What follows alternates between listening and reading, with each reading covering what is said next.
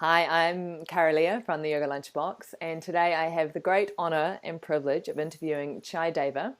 Now, Chai Deva, along with his wife Bex, is the owner of Evolve Yoga Studio down in Nelson, and they are launching their first year of yoga teacher training programs in April. Perfect opportunity for me to speak to Chai because, as I just found out, believe it or not, he is one of the very rare humans in the world who's had the experience of having an enlightened father. And I don't mean that lightly. I mean that his father was on a spiritual journey and in the 90s went through a full-on enlightened experience. Now we'll get to that. But first, Chai, I wanted to say welcome. It's so nice to have you here. Thank you, Carolia. It's nice to be looking at you as well this morning and having this opportunity to chat. So let's start sort of at the beginning. When you were a teenager or when you were a young boy, where were you growing up and were you a part of any religion back then? And what was your So, formative yeah, years like? so I grew up in first couple of years in South Auckland and then moved to a place called Glen Innes in Tamaki, which is kind of a pretty rough part of Auckland. And so that was my formative years from when I was about 4 till 16, I think it was. I lived there. And I was introduced to, well, my mother became a Jehovah's Witness when I was 4, and that carried on till I was 15. Oh, wow. So you were fully immersed in that as a teenager? Did you buy into it? Did it make sense to you? Um, it kind of created quite a dichotomy for me because to fit into school, I didn't actually tell people.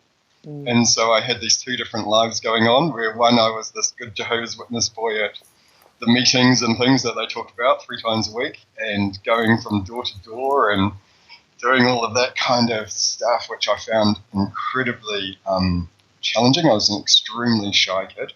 And actually I was extremely shy right up until I was about 30 odd. So that kind of thing was really challenging for me. And yet at school I was this little rebellious bit of a pain in the ass for the teachers and just really sort of got under their skin. I started wagging school from the age of about 6 and really didn't fit into the system at all.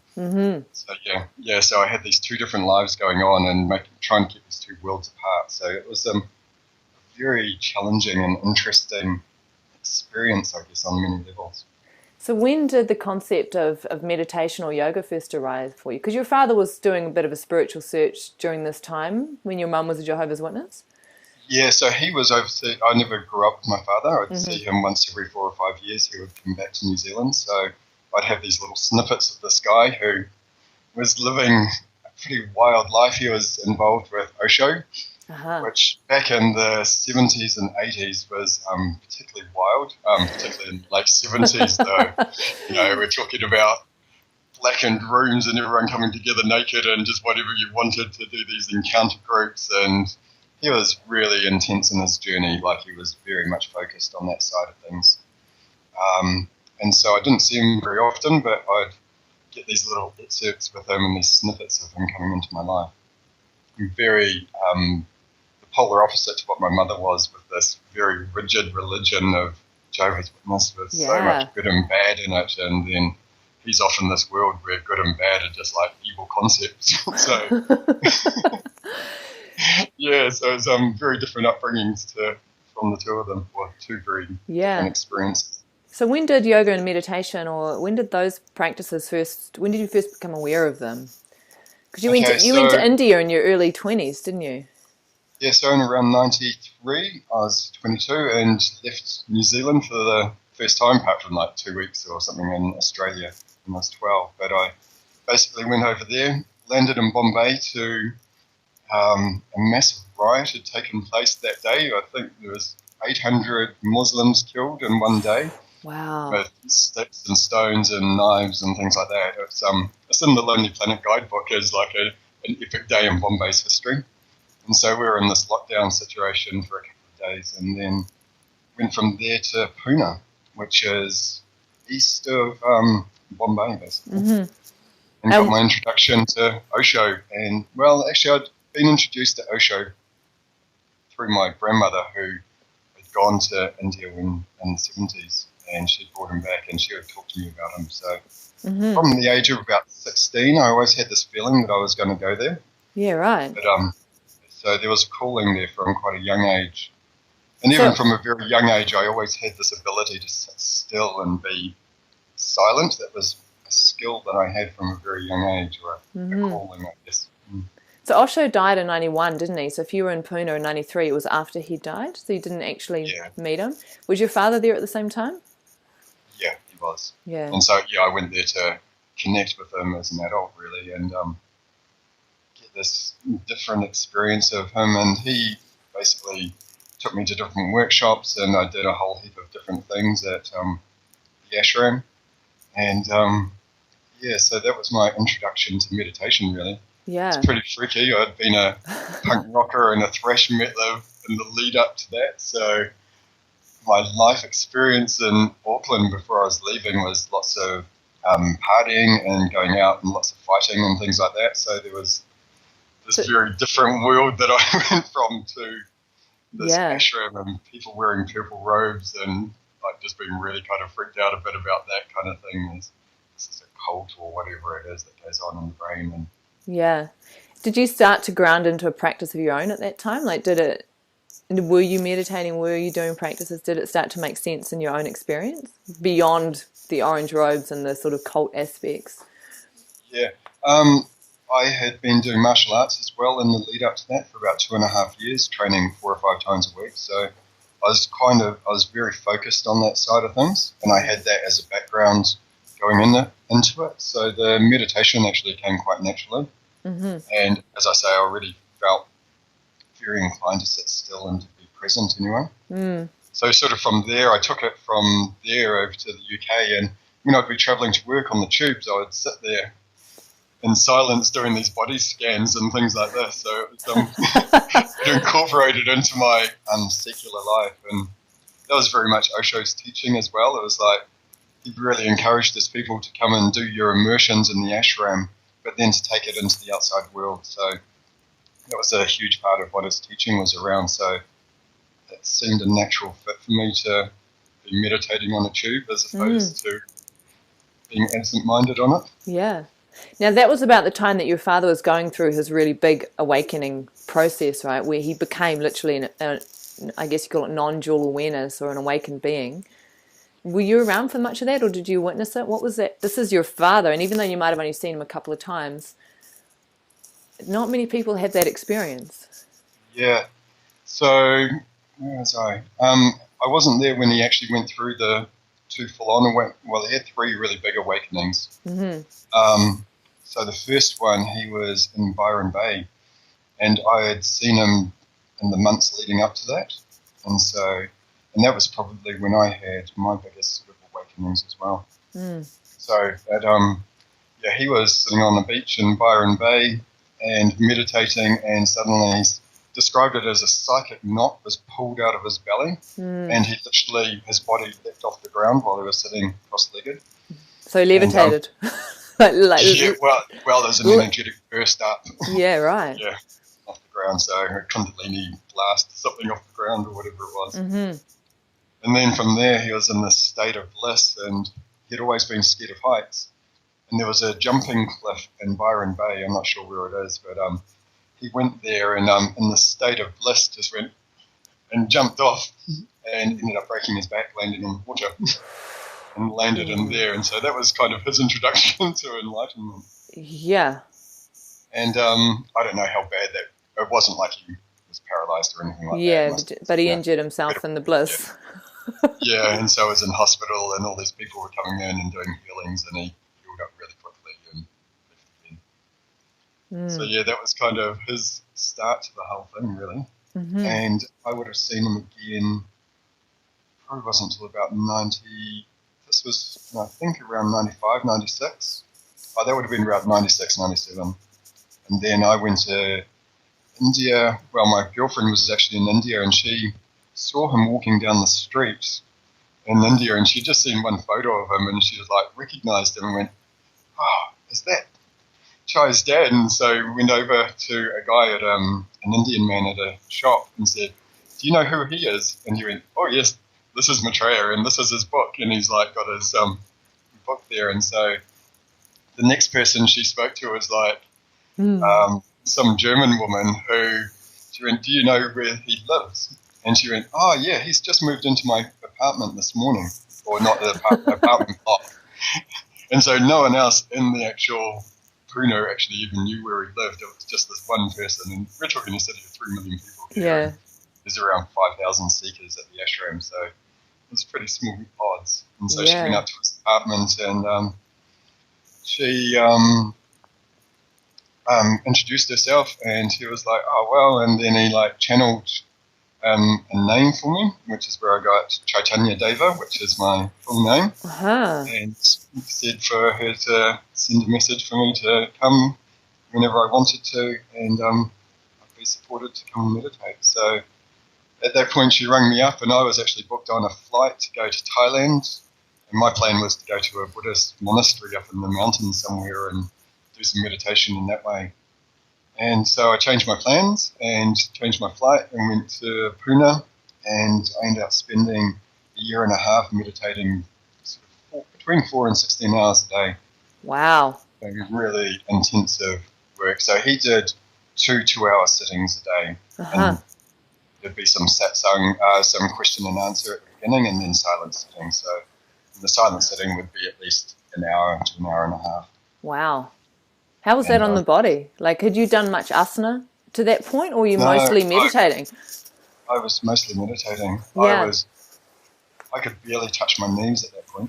I was like incredibly stiff. So I could do all these amazing things with martial arts, anything strength orientated. I was just like, and focus orientated, I was had that really strong capacity, but to be flexible, that was not my skill at all. And even now, I'm not like one of these super bendy yogis that can do all these kind of contortion tricks. I'm more strength orientated is what my skills are. I'm balancing and that kind of thing. So that's where I come from. So when did you start an asana practice? When did asana become part of what you were doing? Because most people kind of go the other way around. They'd start the asana and then the meditation, then the more spiritual practices. You kind of dove in at the deep end with going to Pune and Osho, and your father who'd had these experiences, and then the asana started. Yeah, I guess in 95 I had my first experience of a yoga class. And this German, I think she must have been my Inga teacher, but she was just like, you don't do yoga with your face. Relax your face. And she'd come and try and push me, and I'd just be this rock, and I was just so much pain. It was just unbelievable. My hamstrings were just like screaming at me, and trying to do this stuff. And I did bits and pieces of yoga through the next 4 or 5 years, but never anything to any real depth. And then 99, I got together with a woman called Sima Fidel, who's actually quite a big teacher over in the UK, and she introduced me to Ashtanga. And then I got to play with my strength, but I also got to do all of this other stuff, and she taught me how to hinge at the hips instead of, I'd just do the rounding at the top of my spine with my hips not moving, and then I'd like reach my knees, and it was just like pain everywhere.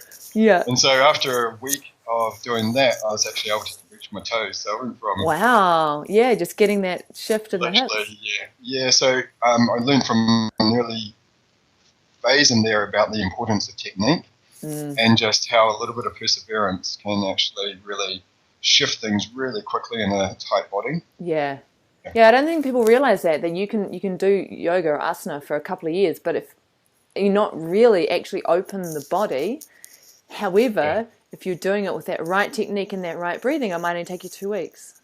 There's a huge... and also in doing 60 odd hours of other stuff every day as well, I was just, the process at that time, when you're with an enlightened teacher, the energy is just moving so rapidly. It's just like, most people will do 10, 15, 20 minutes of meditation, maybe even an hour, and that'll be relaxing on your nervous system. It'll give you a state of, it'll change your brain waves, I guess. Yep. So that you then drop into a more silent space or a more relaxed state of being. But when you're doing 4+ hours a day, you're just actually in hell and then heaven and then hell and then heaven. As you're, there's no middleman. It's just you and your demons. And so were you burning through the layers? Like, the stuff was coming up, the fears and the triggers and all the trauma, like all that stuff. Yeah, just like, and you were sitting in it. Incredible, and just sitting there and just allowing it and going through massive experiences and just dying to who I was. All of this tightness that had constrained me, all of this Jehovah's Witness bringing, all my fighting that I'd done, all of this kind of inner turmoils that I'd had and the fears and, just all of that coming up and just sitting with it and allowing it to dissipate and hanging out. And sometimes it was when we went from India to England, and they had both had reasonably large groups, and then we went to New Zealand and set up a centre there.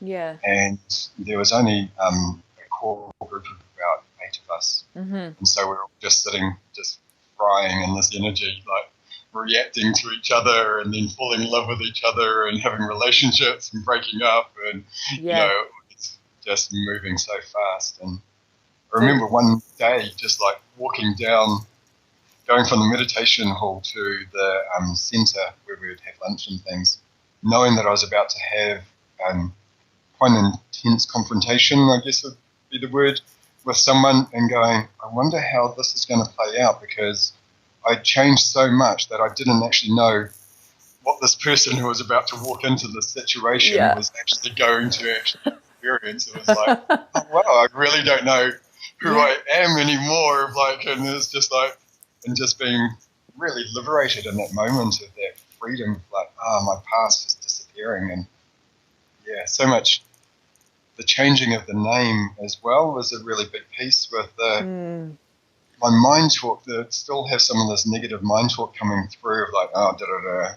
But I'd use my old name, and it's like the new name didn't have any of this association with it. Mm-hmm. And so, and even to this day, it's like I just don't have like Chai or Chaitanya come up, you stupid idiot, or whatever it was that my brain would come up with my negative self-talk. It just doesn't actually have any grip or hold in there anymore. So, there was quite a big demarcation in that kind of journey at that point. Yeah. Because you actually ran that meditation centre that your father set up in Marlborough Sounds, right? You ran it for a couple of years, didn't you, in 2006? Yeah, somewhere in around there. Me and, so had quite a big journey in between. I went off and read The Alchemist and was following this journey of Ashtanga, and went to Auckland to train with a guy called Rod up there who had pretty much the only Ashtanga studio in New Zealand at that time. And so travelled all the way to Auckland to go and do this practice, and then ended up getting a job as a Reiki master and teacher at a studio up there, and then did my massage diploma in massage at Wellpark College. Then went to Convergence and got introduced to Pete Pryor, who's another enlightened teacher. Tantric kind of philosophy was his background, and very much around the masculine and the feminine and the dynamics. He's based in Governor's Bay, right? Yeah. Yeah. I didn't know there were so many enlightened masters in New Zealand. Yeah. There's a few around there. There used to be a guy called Leslie up in Auckland as well, who was very much a Papaji devotee and came from that very non-dualistic practice. Mm-hmm. Yeah. And so you met B Pryor and then continue, sorry. Yeah, and met Bex at that time as well at this thing. So at first we were just friends in a group and didn't really connect on a deeper level, and then she came back to New Zealand and I was living in Governor's Bay at that time, and we ended up getting together, and I just picked her up from the airport, and basically we've been together ever since that day. So that was in 2003, and actually it was 14 years ago, just the other day, 3 days ago. Wow, congratulations. And we moved into this house together, a railway carriage actually, that was converted, and the property was for sale, and it had several different dwellings, and it was a really big house, and it was in the Valley of the One Woman, which is Hinataki Valley. And so I saw Bernie and B. Fryer, and then went up to him and said, we found the best place for you to set up a centre. They were looking to do that in the Valley of the One Woman, and his devotion to the feminine is really it's a big part of the teaching. Yeah. And so they ended up moving in and buying the property, and we stayed with them for a year and a half or so in that centre. And again, more burning and transformation, living around as an enlightened teacher. And now you're doing it with the woman that was to become your wife as well, right? Yeah. So our relationship was founded on that, and that we went to must have been a 10-day retreat or something with Bernie in the days leading in the week leading up to our wedding. Wow. and Bernie was kind of one of the main conductors. We had a pretty interesting ceremony that wasn't really traditional in any shape or form. I was in an orange shirt and purple tie-dye pants and not tie-dye, tie trousers. Tie, yeah. And Bex in a sari and all in a circle, and so it was tying and blessings, and Bernie led a lot of that ceremony as well. So that was what our relationship was really founded on, was this honouring of the feminine as love and the masculine as consciousness, and playing out from there and bringing those two dynamics together and creating this clarity in life. So if we fast forward then, like, because this was when did you get married? 2003. Yeah, wow. Oh, wow. Okay, so when you started Evolve Studio in Nelson, which was about almost 4 years ago, you're really bringing this massive foundation. Like, you and Bex have your relationship together, which, like you said, was founded on this experience with B prior. It's not like you just started a studio, is it? It's like you finally got this physical form to channel all of this foundation into. Yeah. And I guess, that's really what that whole thing, and we also have Evolve Festival as well. So yeah. And both of them we bought off other people. They were both businesses that had already been started. And so the festival had been going for 20 years when we took it on. So, and we brought this element of celebration into it as well, because that's one of the things that Osho talks about, is that seriousness is a religious disease. And so I do love Osho, I have to say. It's just like, and I really, it really speaks to me, that. And I guess when I did my yoga teacher training as well with hot yoga back in 2008, it was like the thing that really came through for me was my sense of humor. Right. And like, it was that was one of the last bits of rigidity. It was like I'd become a bit serious as a meditator, and I was still really, really shy. Like, to speak to more than two people at a time was really unheard of for me. It was a real challenge. I was like, having a room of 100 people, I would be the most shy person there. So that was kind of my sense of being tight and constrained and all of this kind of thing. So within that yoga teacher training, suddenly I found my voice and my expression in this real playful sense of humor, sense of irreverence, I guess, as well. Yeah. And I guess because of the depth of my journey, I feel like that irreverence, I can really take the mickey out of it, probably in the same way that Billy T. James could take the mickey out of Marty. Sure. Like, I mean, you've lived it, like, since the 90s. You've been deep in it, like being with enlightened masters, doing the meditation, like, doing the work, dissolving the layers of the ego. And often, like I say, for so many people when they're starting yoga, that's the beginning of that journey that leads toward dissolving of the ego, whereas you've kind of come in the other way and you're bringing that to what you're doing. Let's talk about the teacher training, because I'm sort of aware of time passing and I don't want to miss out on the juicy stuff. So you and Bex are launching your first teacher training this year, bringing this whole wealth of experience to the training. One of the things I noticed that you talk about on your teacher training page on your website is the importance of self-esteem and being a teacher and what's that about. Why did you pick that out as something worth mentioning in a teacher training? Okay, so in 2000 I did a course with an organisation called More to Life, and I've been involved with them ever since, both training as a life coach and also a self-esteem mentor and a power of purpose mentor and various other things. And that's been a really big part of my journey as well. And this is looking at the mind talk that we've got going on. So in a single instant, I don't know, I'm just making up figures, but there's like, it could be 10,000 thoughts in a second of like negative thoughts coming through, judging a single moment. And it could be as simple as going to open a door and you push it instead of pulling it, and your mind goes, oh, you stupid idiot, shouldn't have done that. Oh, you're always doing that. And these are the kind of things that are playing out. And you have 3 of those happen in the morning, and suddenly you're having a crap day. And you like go out and then you share that with the world, and it's like, and then the world starts feeding it back to you, and it just kind of ends up in this spiral of things.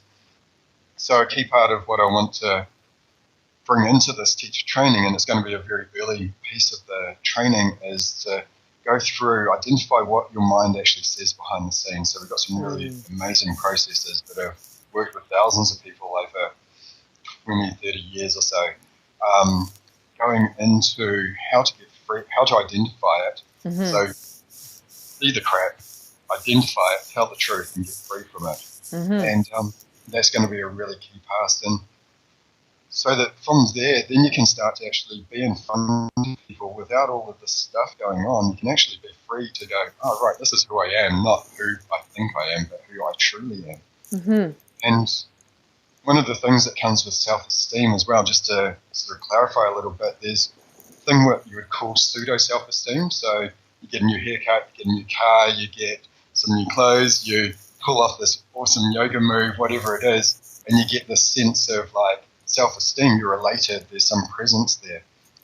But it's reliant on this newness, this freshness, or whatever it is that's just taken place, an external source of it, as opposed to this recognition that I am enough as I am. I am who I am enough as I am. And once you start to get into that, it's like, my hair's messy, I'm enough as I am. I've got a new car and it's amazing, I'm enough as I am. And it's just keeping coming back to the truth of that and working from that space as opposed to this need for external validation, will to feel good or to do something right to feel good. It's a really sneaky way too of it's very relatable and accessible and real, and yet it's so based in yogic philosophy, isn't it? That ability to witness the samskaras and to uproot them and to let them go, and yet you're coming at it with language that people understand and identify with. In the here and now, even if they have no idea what a samskara is or any yoga philosophy, that what you've just explained they'll get. Yeah. And I guess that's one of the key things I love about the modern Western approach, is that we bring the psychology and the psychology of language and the importance of it into our yoga practices and things. And so that's what the West, I feel, has really added, apart from also the quality of the asana and the anatomy and physiology from a physical perspective. Those are the two really big things that I feel the West has brought to yoga. Because that's another of your strengths, right, is anatomy and physiology, because you've spent, 20 years as a massage therapist. Like, you know the body inside out. Yeah, and I love it as well. It's like, once I got that, like, in learning this Latin in my anatomy and physiology, and at first it was just like, I hadn't studied for actually I'd never really studied in my entire life. I hated school. I did the barest necessary to get my school C, and then I buggered off and never went back. So I got to this thing, and like my brain was hurting, and it was like, and then teaching me all this Latin, and then suddenly it's like, brevis means short, and longus means long, and triceps means 3, and biceps means 2, and it's like suddenly my brain just got it, and from there on in I just love the anatomy and physiology and just working with the body and like trying to go, like, how does an arm do that? What has to actually happen to make that take place? And and exploring all of that side of things and what's going on with like this fascia stuff, and like that's my real passion now, that I just like absolutely love like where that's going, and this merger into all of these different things all tie into this yogic philosophy of understanding, and it's like the science is coming in from this other perspective, and they're all starting to converge together now, which is such an exciting part of where we are in our history, really, of like there's so much knowledge coming together with the internet and this sharing of information on this wonderful medium we've got here now. Yeah, I love that too about the practice, how somatics is starting to make sense from a yogic perspective, from a trauma perspective, it's just all coming together. So just in closing, when people come to your training, like, and you've only got 200 hours with them initially, right? And I love how you make that clear in your description when you talk about this is the beginning of your teaching journey. We'll give you, this is the beginning of the journey. what will make you really grin at the end of those 200 hours with these people when you look at them and you see what?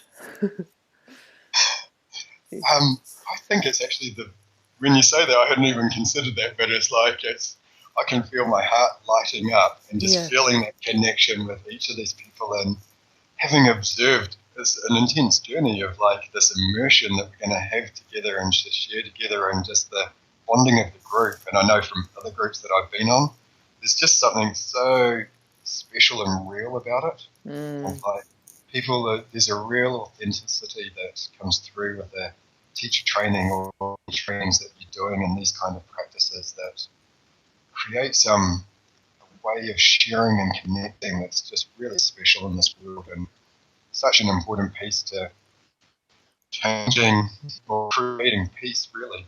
Yeah. Yeah, beautiful. Awesome. Well, Chai, thank you so much for coming on the Yoga Lunchbox, especially given that you were once a shy person. And, you know, and sharing your story. Like, it's an extraordinary story. You have a wealth of experience behind you. So thank you. Thank you, Carolee, for the opportunity as well.